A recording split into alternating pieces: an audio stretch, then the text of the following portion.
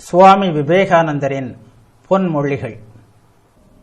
நமது மதம் பிற மதங்களை விட உண்மையாக இருப்பதற்கான காரணம், அது எப்போதும் யாரையும் இரத்தத்தால் வன்முறையால் வெற்றி கொள்ளவில்லை. இங்கு மட்டும்தான் சகிப்புத்தன்மை பற்றிய லட்சியங்கள் முதலில் பிரச்சாரம் செய்யப்பட்டன.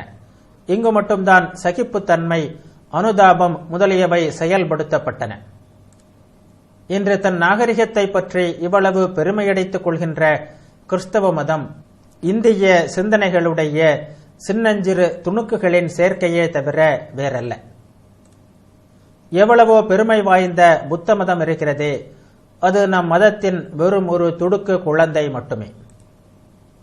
கிறிஸ்தவ மதம் நமது சில சிந்தனை துணுக்குகளை இணைத்து ஒட்டு போடப்பட்ட ஒரு போலே மட்டுமே.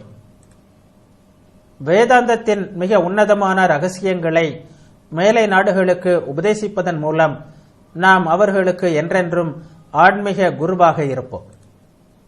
எழுந்திருங்கள், விழித்திருங்கள், இனியும் உறங்காதீர்கள்.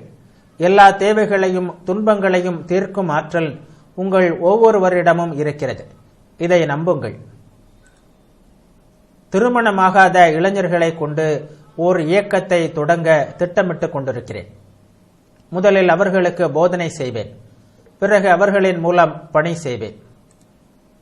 எதிர்காலத்தை பற்றியே எப்போதும் எண்ணிக்கொண்டிருப்பவனால் எந்த காரியமும் செய்ய முடியாது. நல்லது என்று நீ எதனை புரிந்து கொண்டாயோ அதனை உடனே நிறைவேற்று. கடவுள் ஒருவர்தான் பலன்களை தருபவர். அதை அவரிடம் விட்டுவிட்டு எல்லா வேலைகளையும் செய். பலன்களை கணக்கிடுவதில் நீ என்ன பெறப்போகிறாய்? அந்த வழியை பின்பற்றாதே. ஒவ்வொருவரும் ஆன்ம அனுபூதி பெறும் ஒரு காலம் வரவே செய்கிறது. ஏனென்றால் ஒவ்வொருவரும் பிரம்மம். ஆன்மா சூரியனைப் போல எப்போதும் பிரகாசித்துக் கொண்டுதான் இருக்கிறது. அறியாமை என்னும் மேகம் அதை மறைத்துக் கொண்டிருக்கிறது.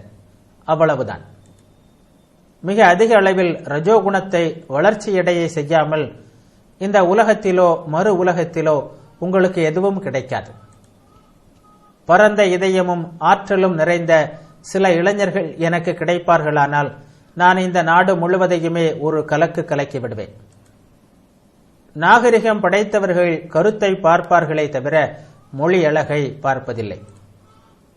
ஆன்மீகத்தில் ஒரு நாட்டினர் அல்லது சமுதாயத்தினர் முன்னேறி இருக்கும் அளவிற்கு அவர்களது நாகரிகமும் உயர்ந்ததாக உள்ளது.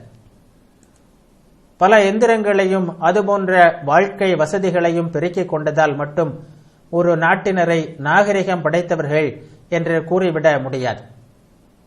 இந்த காலத்து மேலை நாகரிகம் நாள்தோறும் மக்களின் தேவைகளையும் துன்பங்களையும் தான் பெருக்கிக் கொண்டு போகிறது.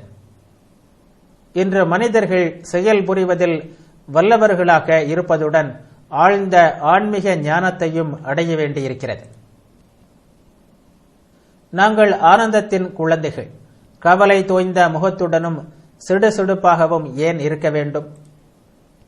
எல்லா துறைகளிலும் மக்களுக்கு நன்மை செய்யக்கூடிய புதுவிதமான துறவிகளை உருவாக்க வேண்டும்.